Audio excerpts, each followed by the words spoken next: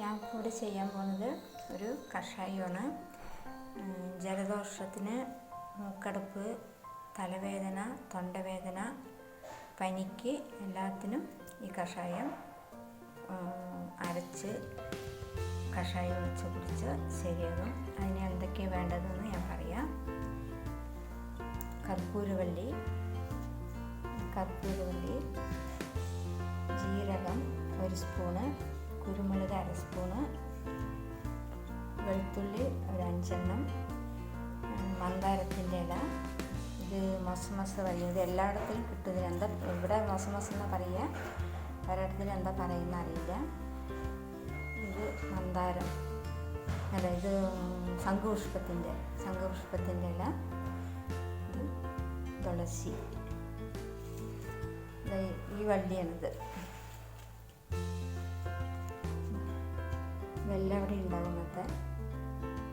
അത് ഓരോരോ സ്ഥലത്തിനും ഓരോരോ പേരായിരിക്കും. ഇതെല്ലാം കൂടി ചേർന്നിട്ട് അരച്ചിട്ട് കഷായം വയ്ക്കാം. അതെങ്ങനെയാണെന്നുള്ളത് ഞാൻ കാണിക്കാം. ഇത് തൂതുവല. ഇതിൻ്റെ ഇല കിട്ടിയിട്ടുണ്ടെങ്കിൽ ഒരു 6 ഇല ഉണ്ടെങ്കിൽ ഇടാം. ഇല ഇല്ലാത്തതുകൊണ്ട് ഞാൻ ഇതിൻ്റെ പൗഡറാണ്, തൂതുവലേൻ്റെ പൗഡർ, അതാണ് ഇടാൻ പോകുന്നത്. 1 സ്പൂൺ പൗഡർ ഇടുന്നുണ്ട്. തൂതുവല പൗഡർ 1 സ്പൂൺ ഇട്ടുണ്ട്. മല്ലി 1 സ്പൂൺ,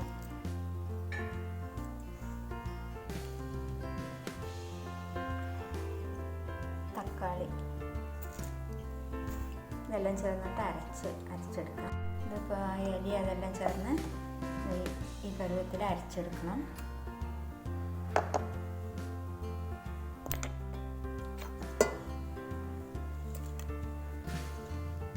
ഇതിന് ഇതേമാതിരിയുള്ള ടംബ്ലർ, ഇങ്ങനത്തെ ടംബ്ലറിന് 4 ടംബ്ലർ വെള്ളം.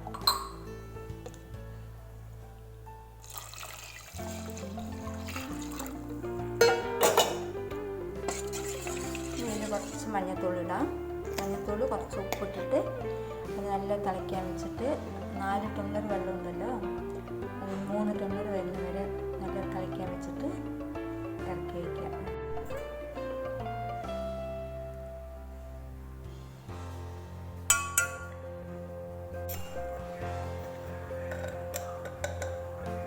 ഉപ്പ് ശകലം ഇടാം.